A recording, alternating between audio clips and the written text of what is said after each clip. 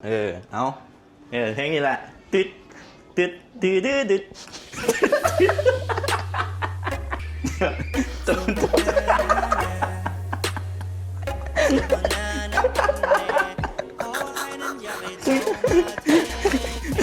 สบายดีเด้อทุกคนสบายดีตอนแรงจากบ้านในโซเนาะทุกคนวันนี้เห็น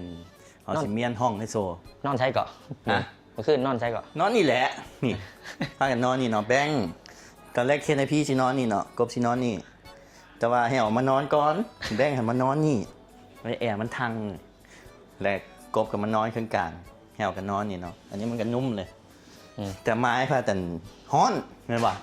ไม้มันฮ้อนไม้มันจับผ้าห่มไม้มันหนาวไม้นอนอยู่ในห้อง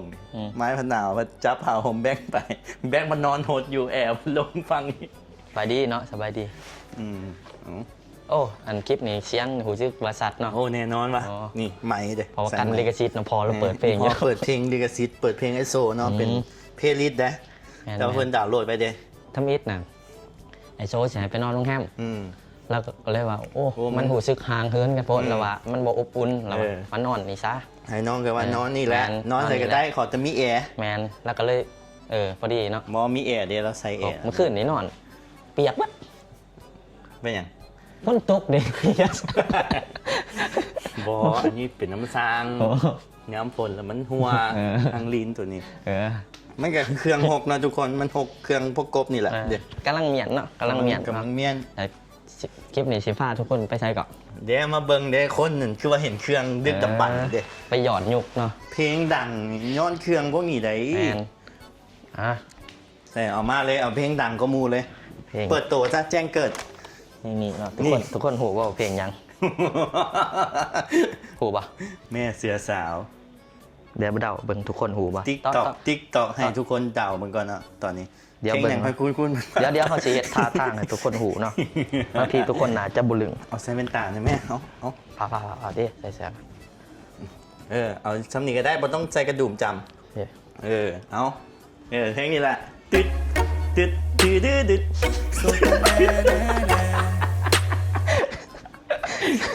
เพลงยังเนาะทุกคนเนาะเพลงนี้ว่าทุกคนเพลงยังด้วยติ๊กตอกเลยเนาะเพลงอยากเป็นเบบี้เคยลูกเคยเด้อยากเป็นลูกเคยทุกคนลูกเคยของแม่เจ้าและอยากเป็นลูกเคยโอ้ลืมตั้งอันนั้นได้นี่เฮียตั้งยังตอนนี้ตั้งเป็นโมโนได้นี่โอ้มันเป็นยังเนาะเสียงกระแทกกันยาเนาะอันนี้เชื่ออยากเป็นลูกเคยทุกคนเพลงดังเนี่ยสมผมคือเลยคือแถวะมิ้นโอ้พี่สาว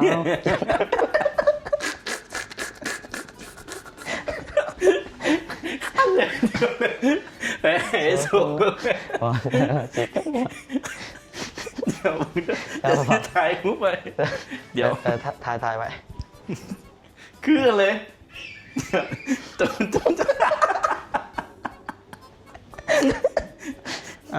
หนึ่งสองสามจะถ่ายโซนี่ต้องลองนิ้วนี่เลยของเบิ้งนู้นึงเดี๋ยวเอาว่าเอาตึ๊ดตกใส่หัวเมื่อคืนนะตกผาปิดปากเดี๋ยวบุ้มี่ปฏิทินมาแบงค์มีซอบแบงค์ผาปิดปากไม่ใช่ตัวยืมนะของโซขนาดตัวเพลงแต่นี่เบิ้งเกี่ยวมือได้เดาให้แบงค์เดาเด้อใช่ไม่ใช่ดูกล้องเลยโอ้นี่เอาเบิ้งเด้อแบงค์เดาเลยพี่แบงค์เบิ้งมึงเดาเลยแม่มึงเดาถือป่ะล่ะเดาถือก็เคยมองเพลงชื่อเพลงเลย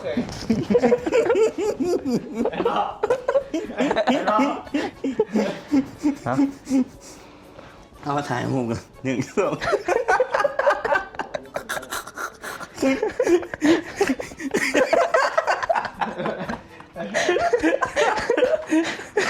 ฟิวมันเบิกพ่อ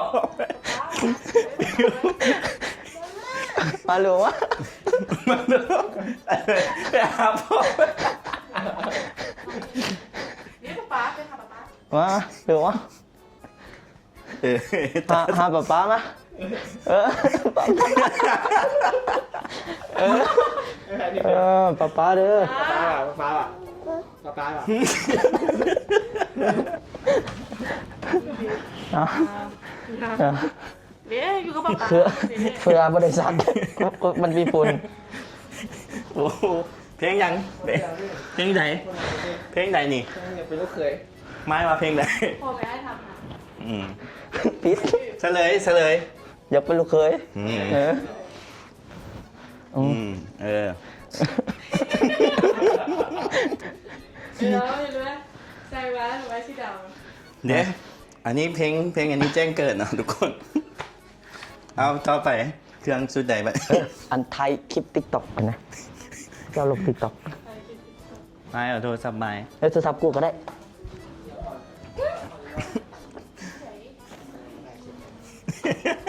เดมินมาเบิ่ง ถามมินมาเบิ่ง นี่เอานับ เจ๊ซักเนี่ยเจ๊ซักคือเนี่ย เออ มันเห็ดหลังคงคือไอ้มันอีกตั้งทางเนี่ยเลย สวนานาเปิดเพลงนะยังไม่รู้เคยตอนฮุกจะได้ไปตัดออกตอนนี้มันจะติดเลยก็ชิดใช้มึงได้ ออกไปสบายดีพ่อนะแม่บอกอีพ่อเปิด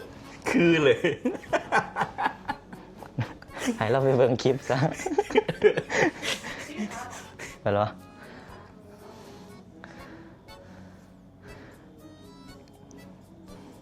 นี่ๆแล้วกูเหลือตอนให้กูว่าจะเมื่อย เมื่อยหรือนะเขาทายอะไรอ่ะนั่น มากด โอ้คือเลยเบิ่งทั้งข้างนี่คือเลย มีสูตรได้นี่มีวะตอนที่ทำมาใส่เสือ ตอนนี้กำลังเดี๋ยวมันใส่สูตรทางไหนมันใส่เสื้ออันนี้แล้วใส่สูตรทางไหนเด็ด อ๋อ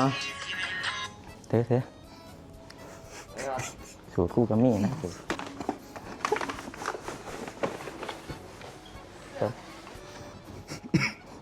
เราเสียหายว่าพูดเลยคืออะไรบ้านี่ออริจินอลเลยเนาะ เอาไปจ่าขึ้นเนี่ยไม่เห็นจ่าไง เอ๊ะอันนึง คือบ่เอา คือบ่ สู้ป๊า คือป้าบ่คือวะคือวะ มึงไหมปูแมนเลยเฮล คืออะไร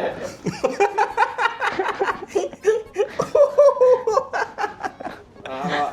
เอาวะ ไปเลย3 2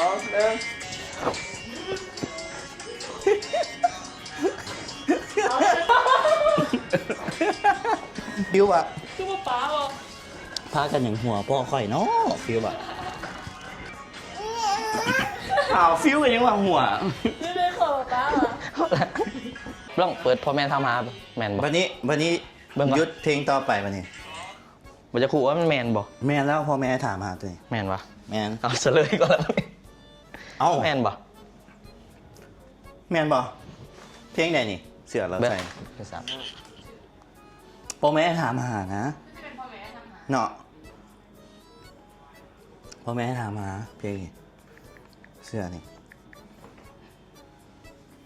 แมนลี ไม่บอก เดี๋ ไม่ ยว บอกไม่เด็เด็กาเด็ ต้องใส่ป่ะเนี่ยมุกเปื่อน เพื่อนที่บอก ทีนี้เขามีแล้วบอกว่า อันนี้กำลังเก็บเมียนนี่เด้เมียนอย่างนี้นะทุกคน แมนแล้วเด้ นี่แหละเสื้อนี่แหละเสื้อ แต่มันจะเปื่อนเนาะ ฟิวเบิ่งคอไหมฟิว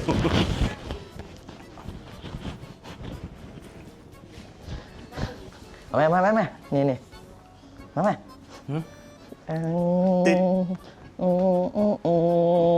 ตื้อตื้อ เอาอินโทรใส่ ตื้อ พอแล้ว อ้หน่อยเว้ย แล้วก็จอยที่หนอ แม่นโอ้ขอยยังอาบน้ำเลยพับไว้ให้เราเมียนอย่างนั้นอ่ะเบิดแหละ เสื้ออันนั้น เออ ช่วงนี้ก็ อันนี้ก็อย่าเป็นลูกเคยกันได้นี่ เราใส่ตอนถ่ายอยากเป็นลูกเคย สมะ นี่แห ป ละ ระมูลอันตี้แฮวเหรอ ฮะ อันเดอร์เวียร์บางดูนี่มีกาเวนตาอีก ตัวนี้พ่อแม่ทำหาตัวนี้ บอก แมน พ่อแม่ทำหาเบิดแล้ว ไว้ในกระเป๋าเงินเดือนออก เนาะ เดี๋ยวอันนี้มันอย่างนี้ แพงอายเอาไปซักอยู่ วอน แพงหนองเอาไปซักอยู่ วอนมีเห็นบอกวอนมี วอนมี ต้องการค่อยบอกสินะวอนมีกี้กี้ ทำไว้ กี้วอนมีกี้ มันถืออีกยังวะนี่ ครับโอ้หักที่บอย โมแมนอะ เอาเดี๋ยวนี่เนี่ย อืม หักนี่นะหัก เบิ้ง หัก ดูเก็บเสียงสอนป้าไว้ ทาน โอ้ เลย โหแมนเพิ่นถ่ายแล้วเพิ่นไปห้องหมอหั่นดิ เออ แมน พากันเมาหันดิ เออ บ่ได้กินข้าวแล้วกินเบียร์อะไรหั่นดิ แมน แม่นแล้ว เอาถามให้เอาแม่ให้เอาอยู่ เนี่ ใน ย สถานการณ์ ตอนเรานะฮะจ้าเด็กน้อยไร วันรีวันหน้าอันนี้เรา FC เราเก็บ เพิ่น เสื้อ เพิ่นเป็นแฟนพันธุ์แท้เด้ สะสมไว้ อันนี้เสื้อเพลงได้ปะ อันนี้ทรงเพลง โอ้ยแต่งหน้า คนนี้ละคอยฮัก ทรงหรือเสือ เสื้อ มันเป็นเสือกั๊ก ฟิวเลย เพลงอันไหนมันจะได้ยากเข้าไปเซเฮลโล เพลงอันทายอยู่ประตูไซนะนี่นะ โอ้แมนบ่แมนเบ้ เพลงทายประตูไซนะ แพงน้องแพงไอาย เออ แพง แพงไอาย แพงอายเลย แมนบ่ครับเบิ่งมา นี่ เลย วีนาเวอร์ ใส่แมน เออเออเออ บ่แมนเท่าตัวนี้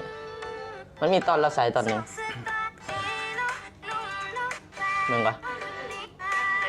เฮ้ยเด้เด้เด้เด้ เด้ เด้ เด้ เด้เด้เด้เด้เด้เด้ตอนมิ้นนี่เด้เด้เด้เด้นี่เด้เด้นี่แหละ โอ้แพงไอายได้นี่ โอ้เพลงง่ายว่ะเท่าไหร่200แล้วได โอ้ฉี300แล้ว เกือบ300ล้านวิว 290เลยบ่ 290ปลาย แม่น 93บ่เพลงนี่เสื้อตัวนี้นี่เพลงดังกว่าหมู่ได้นี่ แพงไอายตัวนี้ ตัวนี้ก็100เท่าไหร่150 แมน อันบ่ แมนบ่ล่ะ เพลงอันพ่อแม่ถามหานี่ 180แล้วบ่ ฟิว แพงไอาย192 อันนี้192ล้านวิวเสื้อตัวนี้ พ่อแม่ทำ ใน MV พ่อแม่ทำหา เบิ่งวิวไหมเบิ่งยอดวิวสูงสุดนะ เพลงนี้แหละสูงสุด แต่งหน้าไง ไปแต่งหน้าอย่างอีกเอาแต่งหน้าให้กบไป แต่งหน้า เอา ถูกไหม เอาแต่งเอา 151ล้าน แต่ง เอาแต่งเอาไว้ 151 อืม ยังเป็นลูกเคยเด้100สาว อย่าไปลูกเคย โอ้กันหลอดไล่กันเลย อย่าเบิ่งเด้อ ใจ ครับไป โอ้ย เนี่ยอยากเป็นลูกเคย166ล้านวิวทุกคนเดี๋ยวใส่ออกไปเลยใส่ออกไปเลยพี่พ่อเปิดที่นอกกันนะมาบ้านในโซนี่อย่างแรกที่จะได้ยินก็คืออีหยังก็ เพลง เพลง แมนพลอย โซบานาเนอะ อืม บอกอีพอมันเปิดนะFC ตัวจริง แบกลำโพงบักใหญ่หนึ่ง อยู่เฮือนไปเฮือนเคนไอพี่กับแม่เนาะเบิ่งคลิปเคนไอพี่เปิดโทรทัศน์เบิ่งเบิดมือ พ่อ เนาะ แม่เด็ก พ่อแม่เบิ่งเนาะปั้นวิวให้ลูกพุ่นน่ะ อันเขาเอิ้นว่าแฟนพันธุ์แท้เด้ อืม เอ้า ฮะ ม เบิดเลยเนาะอันนี้ก็ อันไหนอีกโอ้โลล้านซับ แมน แล้วคือบุกเกาะว่ะ สตูไปแล้วถามมี โอ้ สตูแต่ละอันเป็นสตูแบบชั่วข้าวสิ เห็ดแบบพ่อเลยเห็ดเวียกไปสินะกันน่าจะเป็นสตูที่ไอโซเราเห็ด ได้เสร็จสับนะนี่ เป็นไงรถแสนซับเหรอ ไอโซได้เป็นซองเด้ โอ้ อันนี้ก็จุกรางวัล เออ รางวัลยอดเยี่ยมแล้วบางเฮียเลย รางวัล มันเป็นแผ่น 2022อันนี้โลแสนซับ แม่ ก น บกับได้แล้วเนาะนี่ แม่น แอลยังบ่ได้ ยังบ่ได้ ไปมีซ่อง อันนี้เนาะ อืม เบื้องแน่นนี่ เท้าอย่างก่อน โอ้โหเท้าเสกทอง ถาวยังนี่โซพนาแสงทองโอ้ นอนละ จบมัธยมตอนปลาย คนเลยได้นี่ อันนี้น้ำเวิร์กพอยต์เด็ แมนแปลรายการซูเปอร์มัม ไปออกรายการอยู่ไทย แมน โอ้แหมคอทุกคน ฮะ ประมาณนี้เนาะ กะยังร้ายเนาะเครื่องกับยายลงมาแล้ว เครื่องก็จะเป็นโคกๆเนี่ยทุกคน เพราะว่ายัง มิ้นท์กับทองหน่อยแล้วเนาะแบบลงช่วง มิ้นท์ค่ะ ลูกคนที่เท่าไหร่ 3 คนที่3ซื้ออย่างนี้ แมว มุ้ย ตอนนี้จะเบ่งดีเลย เออ แม่ จากนายพานไปจักชั่วโมงหนึงเข้าห้องน้ำไปแล้วก็จะแบบคนนี้ ก็คือลูก บอกไปขี้ เอาโมแมนเนาะอันนี้ไม่ อ่ะเจอกันคลิปหน้าแล้วทุกคน บ๊ายบาย บ๊ายบายไหมบ๊ายบายไหม บ๊ายบายกล้องนุ๊ก บ๊ายบายกล้องกัน บ๊ายบายจุฬา จุฬาแน่ อยากเป็นลูก จุฬาแน่ แป๊บเดียวหนึงเนาะเวลาเนาะแป๊บเดียวหนึงค่ากันว่าถ่ายเพลงนำกันอยู่ มาแล้วมอนี่ เอาอุ้มแน่ เจ้าไหนหมอนี่กันใหญ่แหละ เอาโอ้มา บ๊ายบายไป ผมบอกว่า บ๊ายบายกันคิสจุฬาแน่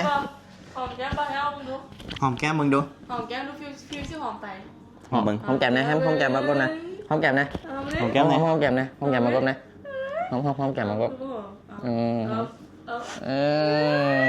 อ เอายิ้มเลยยิ้มเลย เกินนะ ไปหาป้า ไปยิ้มก็ได้อ่ะ เขิน เขินอีก ไปบ๊ายบาย บ๊ายบายทุก บ๊ายบาย คน ฟิว เจอ บ๊าย กัน บาย คลิปหน้า เจอกัน ฝากติดตามใช่ไหม ฝากติดตาม ฝากติดตามในเด้อทุกคนเด้อส่องเคนายฟี่ซาแนลเนาะติดตามหลายๆเด้อทุกคน บ๊ายบายทุกคนเจอกันใหม่คลิปหน้า